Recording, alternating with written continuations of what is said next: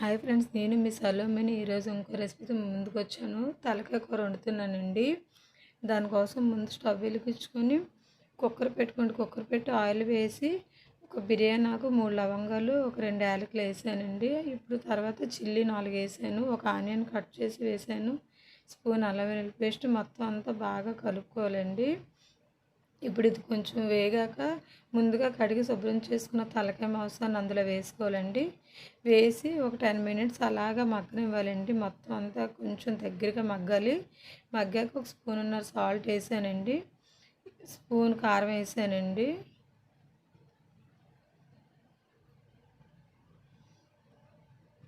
ఒక పావు స్పూన్ పసుపు వేసాను, ఒక స్పూన్ ధనియాల పొడి, జీలకర్ర పొడి కూడా వేసానండి. మొత్తం అంతా బాగా కలిసాక టమాటా జ్యూస్, చింతపండు ప్యూర్ వేసుకున్నాను. అది కొంచెం మిస్ అయింది ఫ్రెండ్స్. ఇప్పుడు అది పెట్టేసి మూత పెట్టుకొని కరెక్ట్గా 10 విజిల్స్ వచ్చిన వరకు ఉంచుకొని 10 విజిల్స్ రాగానే గ్యాస్ ఆఫ్ చేసుకొని ఒక గిన్నెలో సర్వ్ చేసుకుంటే ఎంతో టేస్టీగా ఉన్న తలకాయ మాంసం రెడీ అయిపోతుంది ఫ్రెండ్స్.